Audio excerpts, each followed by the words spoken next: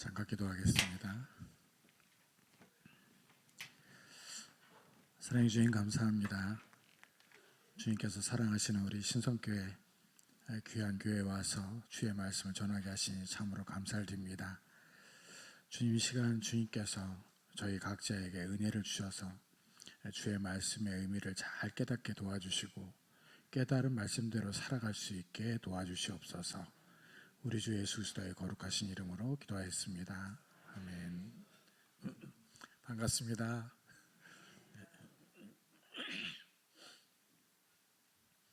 우리 이렇게 목사님이 불러주셔서 참 반가운 얼굴들을 이렇게 볼 수 있어서 참 좋아요. 예수님께서 예루살렘으로 올라가시면서 계속해서 예고를 하신 그런 내용이 있습니다. 어떤 내용이냐면 예수님께서 죽으실 거다 하는 것을 얘기하셨어요. 죽으시고 사흘 만에 내가 살아날 거다, 그런 주님 말씀을 하셨죠. 그렇게 예고하신 사건이 이제 일어나게 되는 거예요. 예수님께서 돌아가셔야 되는 그런 때가 되는데, 특별히 주님께서 어떻게 돌아가시게 되냐면 유대의 지도자들에게 넘겨져서 돌아가신다. 주님께서 그렇게 말씀을 하셨죠. 유대 지도자들이 예수님을 그렇게도 싫어한 이유가 있습니다. 예수님을 왜 싫어했냐면 예수님께서 자기들의 문제를 자꾸 지적을 하셔요. 화 있을진저 막 그렇게 얘기를 하시고, 유대 지도자들이 하여튼 주님 앞에 보기에 좋지 않아서 계속 주님이 얘기하시니까 그게 늘 걸리는 거예요, 마음에. 그래서 저 예수님을 좀 죽여야 되겠다, 그렇게 생각을 한 것이죠. 그렇게 죽여야 되겠다고 생각할 뿐 아니라 또 더 나아가서 예수님께서 그 당시 사람들의 마음을 확 휘어잡는 거예요.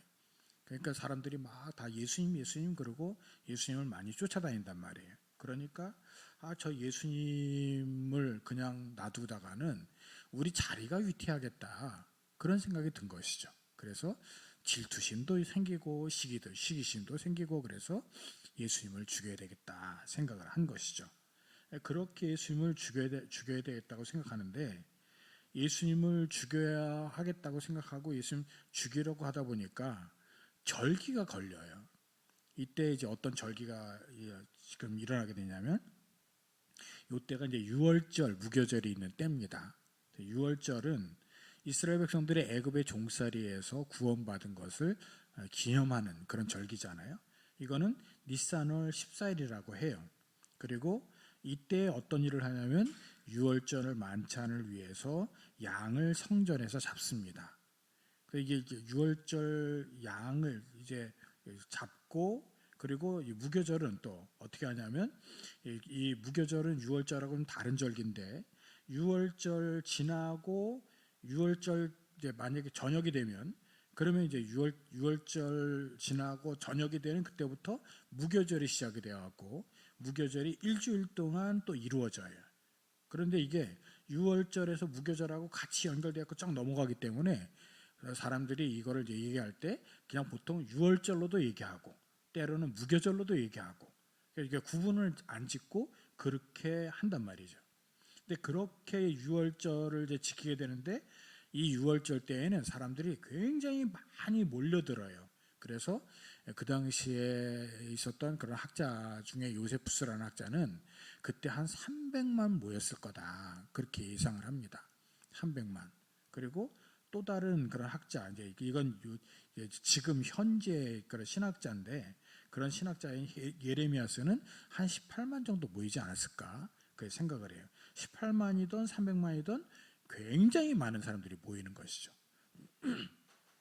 그런데 만약에 그렇게 많은 사람들이 모여 있는 때에 예수님을 죽인다, 그러면 예수님 지금 어떤 상태에 있어요? 인기가 아주 그냥 굉장히 좋거든요.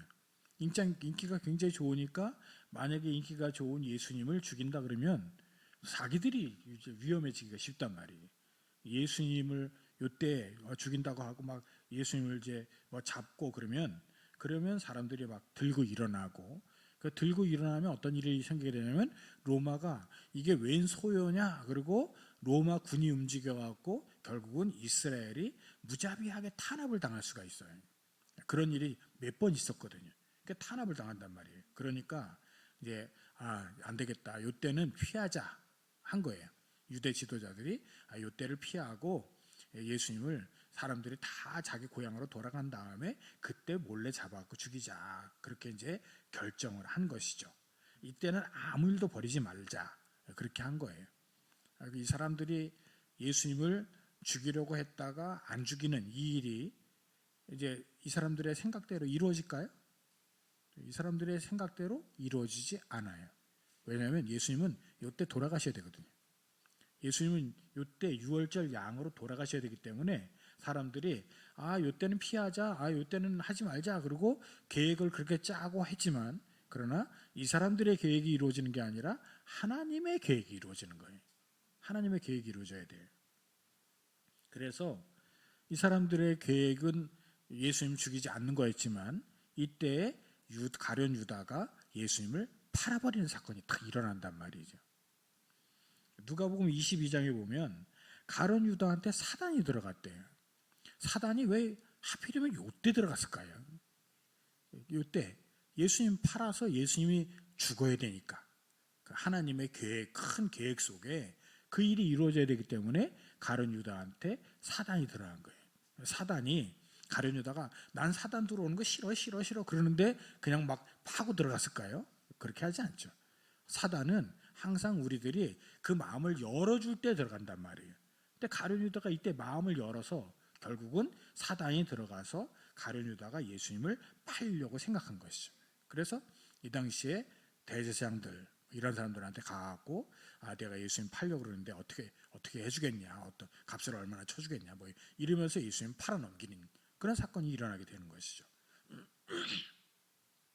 이 제사장들은 예수님을 팔려고 이때 죽이려고 생각하지 않았지만 하나님께서 결국은 예수님께서 죽도록 하시는 그런 일을 주님께서 이루시려고 가룟 유다가 예수님을 팔도록 하셨단 말이에요. 그러니까 이제 이 사람들이 대제사장들이 이때는 죽이지 말자 그랬다가 예수님을 몰래 죽일 수도 있겠구나. 그냥 갑자기 예수님 잡고 막 이렇게 하면 되겠구나 생각을 하고 가룟 유다의 제안을 받아들였어요. 그래갖고 가룟 유다의 제안대로 예수님을 어디 있는 줄 아니까 밤중에 몰래 가갖고 예수님 잡고 그거를 밤새도록 신문한 다음에 결국은 예수님을 그 다음날 죽이게 되는 것이죠. 사단이 인간을 도구로 사용해서 어떤 음모를 꾸미든지 하나님의 계획을 방해하지 못합니다. 하나님의 뜻은 반드시 이루어져요. 하나님의 계획은 반드시 이루어져요. 그거를 우리가 분명하게 믿어야 되는 것이죠. 주님께서 우리를 향해서 가지고 계신 계획도 반드시 이루어집니다. 비록 우리가 사는 환경이 우리가 주님의 뜻대로 살지 못하도록 뭐 방해를 놀고 발을 걸고 뭐 그럴 수가 있겠어요. 그러나 그래도 우리를 향하신 주님의 계획은 반드시 이루어져요. 주님께서는 우리를 향해서 어떤 계획을 가지고 계십니까? 우리를 마침내 주님 나라에서 영원한 삶을 살도록 하려는 그 계획을 가지고 계셔요.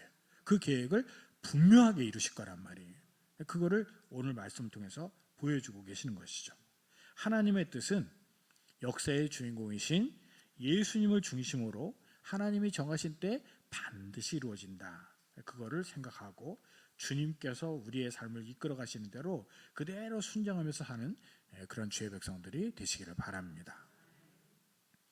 그렇게 주님께서 자신이 꼭 자신의 때에 죽으셔야 된다는 것을 그렇게 반복해서 말씀을 하셨는데 제자들은 예수님에 대해서 아직도 이해가 좀 덜 돼 있어요. 예수님께서 몇 번이나 얘기하셨는데 지금 제자들은 예수님께서 십자가에 달려 죽으시는 이 일에 대해서 아직까지도 별로 이해가 잘 안 되는 그런 상태에 있습니다. 그래서 예수님께서 하시려는 일에 대해서 이게 얼마나 위험한지 이 주님께서 죽으셔야 되는 일이 어떻게 이루어지는지 거기에 대해서 별로 이렇게 마음에 좀 이렇게 다가오는 그런 모습으로 가지고 있지 않단 말이죠. 그런데 이제 오늘 이제 본문에 나오는 그 한 여자가 있잖아요. 예수님을 죽이려는 음모가 막 진행이 되고 있는데 그 진행되는 가운데 주님께 헌신한 한 여자의 모습이 나온다고요. 베다니 나병 환자 시몬의 집에서 식사가 있었대요. 이 베다니 나병 환자 시몬은 나병 환자라고 얘기한 걸 봐서 지금 현재 나 환자는 아니에요. 왜냐하면 현재 나 환자의 집이면 거기 가서 식사할 수가 없는 거죠. 그런데 베다니 나병 환자 시몬이라고 얘기하는 걸 보니까 이 사람이 옛날에 나병에 걸렸었는데, 이 나병은 오늘날 우리가 말하는 나병은 아닙니다. 악성 피부병을 얘기를 해요. 그런데 그런 피부병에 걸렸다가 주님께 나오지 못하는 이런 사람이었다가 예수님의 은혜에 의해서 고침을 받은 것으로 보여요. 아까 기도하실 때 주님을 만나는 걸 얘기하셨잖아요. 말씀에 감동받는 게 아니라 주님을 만나는 이런 일이 있기를 바라시고 우리 양수사님 기도하셨는데, 이 사람이 바로 그런 사람이에요. 주님의 은혜에서 주님을 만났어요. 자기 병을 고쳐주시고 자신을 만나주신 주님을 만나게 된 거, 그게 얼마나 감사한지 주님을 위해서 내가 잔치를 좀 벌여야 되겠다 생각을 한 것이죠. 우리 신성교회 모든 주의 백성들 다 주님을 정말 개인적으로 만나고 개인적으로 만난 그 은혜가 얼마나 큰지 거기에 대해서 날마다 내가 주님을 위해서 내 잔치를 벌여드려야겠다 생각하는 그런 성도들이 되시길 바랍니다. 주님께서 은혜를 주셔야 돼요. 그렇게 주님 만나는 게 있어야 되는 것이죠. 주님 만나서 결국은 그 일에 대해서 감사하려고 자기 집에서 잔치를 벌였단 말이에요. 근데 한참 잔치를 벌이고 있는데 이 잔치 자리에 초대받지 않은 사람이 하나 온 것이죠. 여기 예수께서 베다니 나병 환자 시몬의 집에서 식사하실 때에 한 여자가 매우 값진 향료 곧 순전한 나도 한 옥합을 가지고 와서 그 옥합을 깨뜨려 예수의 머리에 부으니, 초대받지 않은 것 같은데 이 여자가 지금 예수님께로 나온 거예요. 그러니까 예수님께로 나와서 어떤 일을 했다고 합니까? 한 옥합을 가지고 나와서 도자기로 된 조그마한 그릇인데, 그런 그 조그마한 그 도기를 가져와갖고 그 안에 들어있던 향유를 한 병을 통째로 그걸 깨갖고 주님께 들이부었다는 거예요. 그러니까 이제 그 여자분들이 아끼는 그런 향수 한 병, 그런 한 병을 가지고 와갖고 그거를 들이붓다 이렇게 생각을 하면 되는 것이죠. 근데 그 향수도 그냥 뭐 좀 싼 그런 향수 아니고 아주 외국에서 수입해 와야 되는 이런 그 향수, 그런 거를 굉장히 비싼데 그걸 갖다가 들이붓다 그런 거예요. 이게 얼마치냐면요, 300데나리오너치라고 합니다. 300데나리오너치는 바로 노동자들이 1년 동안 일해야 벌 수 있는 돈이에요. 어느 정도나 되려나요? 연봉 이 여인이 그게 많은 연봉을 받는 사람이 아니라고 한다 그러면 그냥 한 3천만 원 이 정도, 그 정도의 돈에 해당되는 향유를 깨갖고 주님의 머리에다가 확 부어버린 거예요. 왜 이런 일을 했을까요? 주님께는 정말 아무것도 아깝지 않다, 그런 생각이 들어서 이걸 한 거죠. 주님께 내가 가지고 있는 거 드리는 거 전혀 아깝지 않다. 그리고 확 들어 부은 것이죠. 주님께 내 최고의 사랑을 드리고 존경을 드리고 헌신을 드려야 된다, 그런 생각을 가지고 부으니까 자기가 가지고 있는 이 한 옥합 향유는 아깝지가 않은 거예요. 그거를 갖다 들이부은 것이죠. 일반적으로 낭비는 우리가 죄악이라고 그러죠. 낭비. 그리고 절약이 미덕이라고 얘기합니다. 그런데 예외가 있어요. 어떤 게 예외입니까? 사랑할 때는 계산을 초월하잖아요. 그러지 않나요? 사랑을 하게 되면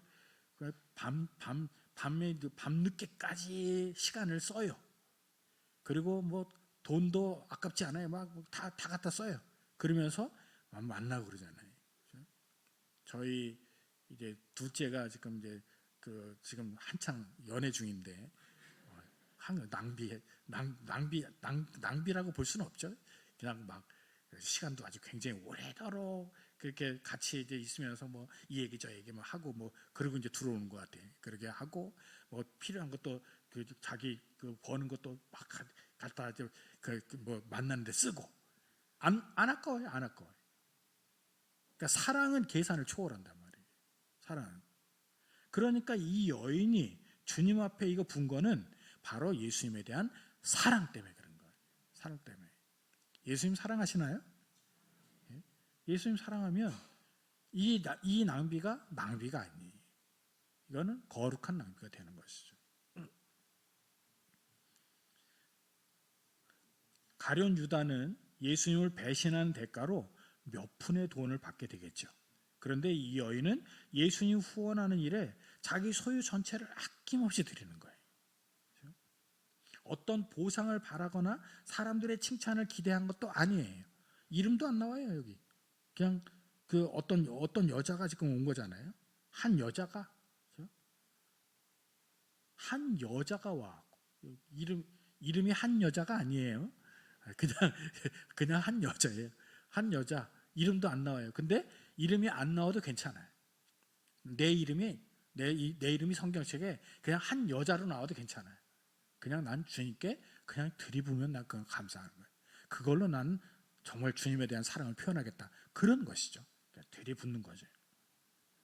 그렇게 들이부으면서 주님 앞에 헌신을 했는데 이 헌신하는 것이 진정한 헌신의 본이 되는 거예요. 주님께서는. 어떤 사람들은요, 지금 이 여자의 그런 행동을 보면서 이거를 낭비로 봤습니다. 그래서 그 향유를 팔아서 가난한 자들을 도왔으면 참 좋았겠다. 그렇게 얘기하죠. 이 300데나리온에 팔아서 그거를 가난한 자들에게 주었으면 얼마나 좋았겠냐. 소중한 자원을 낭비하고 그렇게 얘기하는 거예요. 아깝게 보여요. 이걸 300데나리온어치 3천만 원어치를 이거를 팔아갖고 가난한 사람들한테 조금씩이라도 나눠주면 얼마나 좋겠어요. 근데 그거를 쓸데없이 그냥 깨갖고 그거를 예수님 머리에다가 머리에다 부으면 그게 계속 남습니까? 남지도 않고 금방 사라질 건데 그걸 거기다가 들이붓고 아유 정말 미쳤어. 그런 거죠. 굉장히 합리적인 사람이죠. 이런 사람들은 이 땅에서 잘 나가는 사람이 오지로 선교하러 가면 사람들은 뭐라고 얘기하냐면 이 땅에서 후원하면 더 많은 일을 할 텐데 굳이 오지로 선교하러 가느냐 그러면서 삶을 낭비하지 말라 그렇게 얘기합니다. 창끝이라는 영화를 보셨는지 모르겠어요. 그 창끝이라는 영화는 선교사님들 얘기입니다. 선교사님들이 이제 함께 그 남미에 그 선교하러 갔다가 선교하러 가서 거기서 이제 비행기에서 잠깐 내려서 있는데 그냥 거기에 식인종들한테 죽임을 당한 거예요. 다 죽임을 당했어요.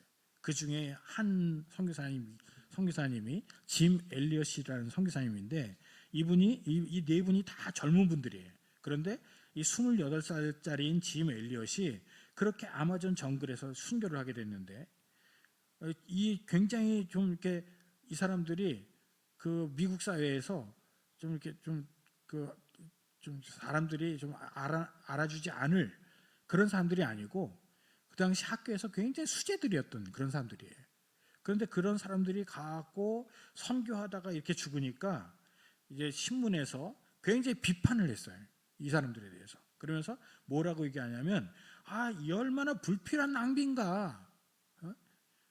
이 땅에서 그분들이 막 이 땅에서 자신들의 인생을 여기서 그 자신들의 인생을 드리면 얼마나 이 미국 사회를 위해서 기여할 게 많은데 이 얼마나 불필요한 낭비인가 그렇게 얘기를 했습니다. 그랬더니 그 아내인 엘리자베스 엘리엇이라는 분이 뭐라고 얘기했냐면 내 남편의 죽음은 낭비가 아니다. 그는 전 생애를 이것을 위해서 준비했던 사람이다. 그렇게 얘기를 했어요. 하나님께서 주신 자신의 책임을 수행하고 생애의 목표를 달성하고 죽은 행복한 사람이다. 그렇게 얘기를 했습니다. 이 짐 엘리엇을 비롯해서 이 선교사님들이 죽은 후에 수십 년 후에 그 마을에 수백 개의 교회가 생겼어요. 그리고 짐 엘리엇의 아들이 거기에 담임 목사님 됐습니다. 더 놀라운 거는요. 그 교회 장로님, 교사로 섬기는 사람들이 어떤 사람들이었냐면 짐 엘리엇과 그 친구들을 죽인 사람들이었어요. 그런 분들이 장로님들이 됐어요. 짐 엘리엇이 자기 일기에다가 뭐라고 썼냐면, 잃어버릴 수 없는 것을 얻기 위해서 지킬 수 없는 것을 버리는 자는 결코 어리석은 자가 아니다. 잃어버릴 수 없는 것을 위해서 지킬 수 없는 것을 버리는 사람은 결코 어리석은 자가 아니다. 그렇게 얘기를 했다는 거예요. 잃어버릴 수 없는 건 뭐예요? 주님을 위한 것, 주님께서 주신 영생, 이게 잃어버릴 수 없는 거죠. 지킬 수 없는 건 뭡니까? 우리 목숨, 우리 인생이 우리가 스스로 지킬 수 있습니까? 제가 30년 전에는 여기서 굉장히 젊은 사람으로 있었죠. 아주 쌩쌩하고, 제가 이제 은퇴할 날이 몇 년 안 남았어요. 이렇게 됐습니다. 지킬 수 없는 거예요, 이건요. 지킬 수 없는 거. 잃어버릴 수 없는 걸 위해서 지킬 수 없는 것을 버리는 건요, 절대로 어리석은 게 아닙니다. 절대로 어리석은 게 아니에요.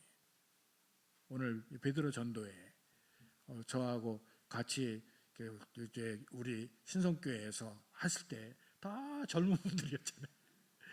지금 베드로 전도회 지금 저하고 지금 같이 이렇게 그 나이 들어가시는 분들이잖아요. 지킬 수 없어요. 근데 지킬 수 없는 거, 이것을 잃어버릴 수 없는 걸 위해서 내가 온전히 그것을 드린다면 그거는 어리석은 일이 아니라는 거죠. 그렇게 헌신한다면 이건 어리석은 일이 아니단 말이에요. 신앙을 위해서, 주의 복음을 증거하기 위해서 자신을 온전히 드리는 분들, 이런 분들은요, 그걸 어리석은 일로 생각하지 않는단 말이죠. 또 다른 그런 선교사님이 있는데, C.T. 스터드라는 선교사님이 있습니다. 이분이 선교를 하다가 50살이 넘어서 다시 주님을 위한 열정을 가지고 다시 또 선교를 하러 또 아프리카로 갔어요. 식인종들이 사는 곳으로 선교 사역을 떠났습니다. 그런데 막 사람들이 그건 무슨 그렇게 희생을 또 하냐, 그렇게 얘기하니까 이분이 뭐라고 얘기하냐면, 예수 그리스도가 하나님이시며 나를 위해서 죽으셨다면 그분을 위한 나의 어떠한 희생도 결코 크다고 할 수 없다. 그렇게 얘기했어요. 주님께서 우리를 위해서 희생하신 게 얼만데, 주님께서 자신을 헌신하셨잖아요. 우리를 위해서 십자가에 내어주셨잖아요. 그렇게 헌신을 해갖고 나를 주의 백성 되게 하시고 영원한 삶을 나한테 주셨다면 내가 주님을 위해서 헌신하는 거, 희생, 그건 크다고 볼 수 없다는 말이에요. 크다고 볼 수 없어요. 그럼에도 불구하고 사람들은 이런 일을 자꾸 낭비라고 얘기한단 말이죠.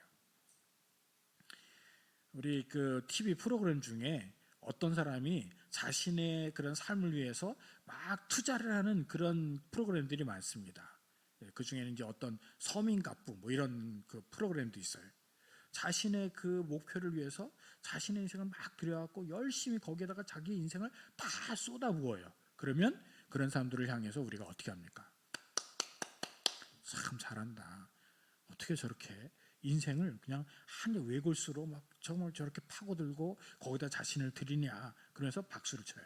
그런데 예수님께 내 자신과 나 자신이 가지고 있는 것을 바쳐서 헌신하는 사람들한테는 있는 욕 없는 욕 다 퍼버려요. 이런 비난에 흔들리지 마시기 바랍니다. 우리 베드로 전도에 이게 막 지금도 막 열심을 내셔갖고 막 주님 앞에 내 인생을 막 드리려고 하면 주변에서 혹시 이럴 수가 있어요. 옛날에 한 걸로 됐어요. 이제 그만하셔요. 이럴 수도 있단 말이에요. 그런 거에 흔들리지 마세요.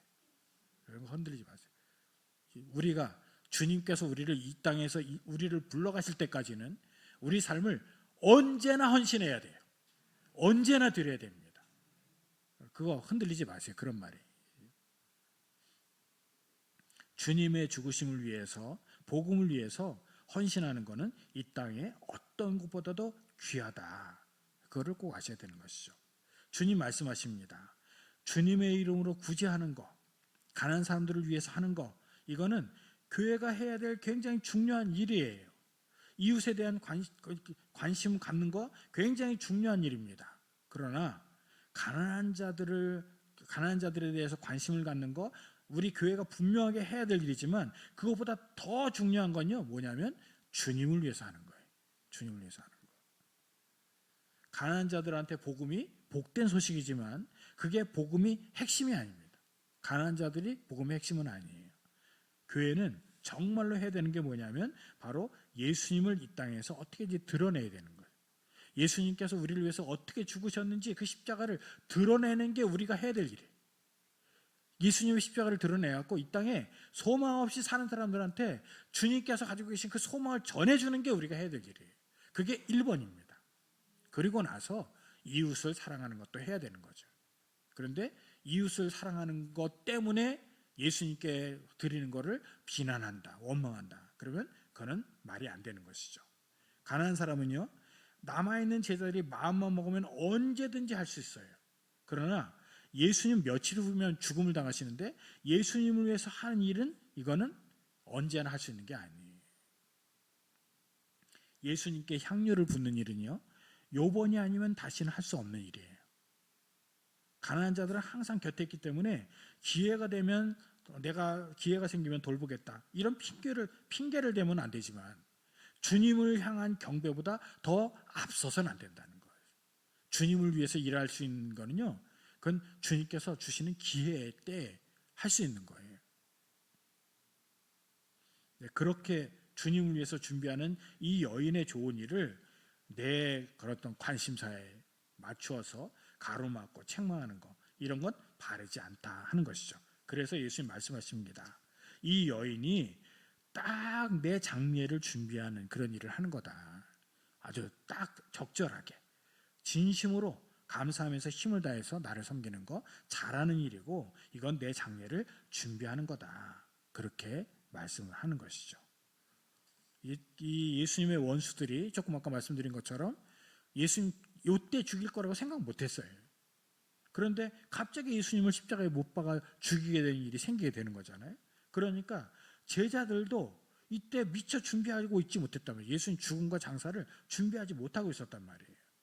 그런데 이 여인이 하는 일은 예수님께서 보실 때 내 죽음, 내 장사, 내 부활, 복음이 천하에 전파될 일 이런 일을 위한 준비가 되는 거다. 그렇게 말씀을 하시는 거예요. 그 일을 위해서 하고 있는 거예요. 물론 이 여자가 예수님께서 죽으시지 향유를 부을 시간이 없겠지. 그러니까 내가 이때 향유를 부어야지. 그러고 한 건 아니에요. 그런데 주님께서는 이 여자가 한 일이 바로 그 준비가 된 거다. 그렇게 말씀을 하신단 말이에요. 예수님께서 죽으신 다음에 향유를 부으려고 여인들이 언제 가서 향유를 부으려고 했냐면 부활하신 때 부활하신 것도 생각 못했고 그냥 안식일이 지난 다음에 예수님께 향유를 부어야지. 왜냐하면 십자가에서 갑자기 내려갔고 뭐 니고데모가 조금 이렇게 준비도 하고 했지만 그래도 온전히 예수님의 시신의 발을 향유를 준비하지 못했기 때문에 우리가 그때는 준비하지 못했으니까 지금 가고 향유를 붓자 그러고 향유를 준비했다가 안식일 끝나면서 준비했다가 새벽이 될 때 가서 예수님께 향유를 부으려고 갔단 말이에요. 근데 그때도 못 부었어요. 예수님 벌써 부활하셨기 때문에. 그러니까 누가 마지막으로 향유를 붓게 된 거예요? 바로 이 여자가 향유를 붓게 된 거예요. 예수님 장례를 준비한 건 이 여자가 한 거란 말이죠. 예수님을 섬기는 일, 예수님을 위해서 좋은 일을 하는데도 다 때가 있습니다. 신앙에도 때가 지나면 원해도 할 수 없는 일들이 있어요. 그러니까 우리가 헌신하는 거 이것은 그냥 어떤 함정의 생각만 가지고 하는 게 아니고 주님께서 나한테 마음 주시는 대로 복음을 위해서 예수님 죽으심을 위해서 전적으로 헌신하는 그런 주의 백성들 특별히 우리 베드로 전도회가 되시기를 바랍니다. 예수님께서 이 여자가 한 일이 온 천하에 복음이 전파되는 것은 알려질 거다 이렇게 얘기하셨어요. 왜 이런 얘기를 하시는 거예요? 예수님께서 귀하게 보는 신앙이 뭔지를 알리기 위해서 그런 거예요. 주님이 정말 귀하게 보는 신앙은 뭐냐 그걸 주님께서 말씀을 하시는 것이죠. 이 여자가 한 일은요 제자들을 부끄럽게 만들어요. 제자들은 이때도 예수님 죽으시는 것에 대해 이해도 못하고 있는데 이 여자가 향유를 부은 일 때문에 예수님께서 이 여자가 한 일이 바로 내 장례를 준비하는 거다 이렇게 말씀하셔갖고 주님께서 원하시는 신앙생활은 항상 주님께 헌신하려고 준비하고 있는 그런 신앙인 것을 주님께서 말씀하고 계시는 것이죠.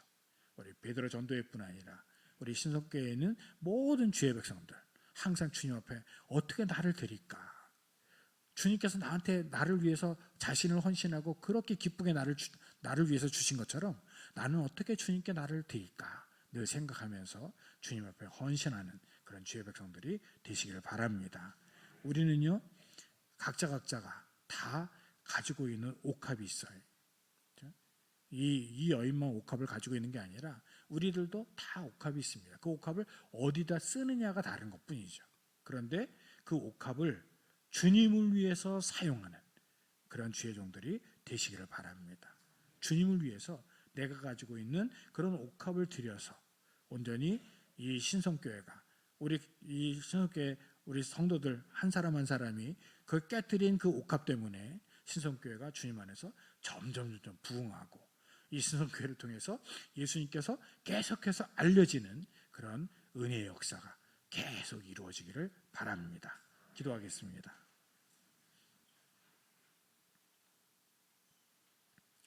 사랑의 주님, 참으로 주님께서 사랑하시는 주의 귀한 여종이 오늘 주님 앞에 자신의 옥합을 깨뜨려서 향료를 부으는 이러한 사건을 저희들이 같이 묵상했습니다.